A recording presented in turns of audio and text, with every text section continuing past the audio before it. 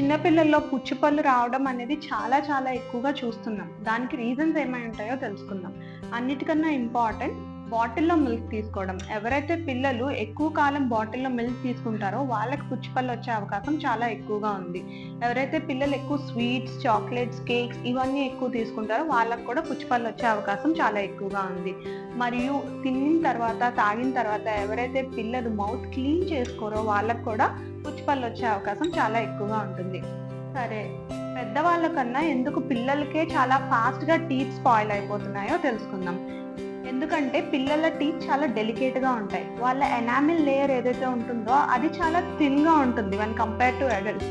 For that reason ఈజీగా ఎప్పుడన్నా వాళ్ళు సరిగ్గా మౌత్ క్లీన్ చేసుకోకపోయినా, ఏదైనా తినిన తర్వాత, తాగిన తర్వాత పుక్లీ చూయకపోయినా కానీ ఇమీడియట్‌గా ఎనామిల్ లేయర్ అనేది డ్యామేజ్ అయ్యి పుచ్చిపళ్ళు ఫాస్ట్‌గా వస్తాయి. సో ఇంకా ఏమన్నా మీకు డౌట్స్ ఉంటే గనుక కామెంట్ సెక్షన్‌లో మెన్షన్ చేయండి. Thank you for watching.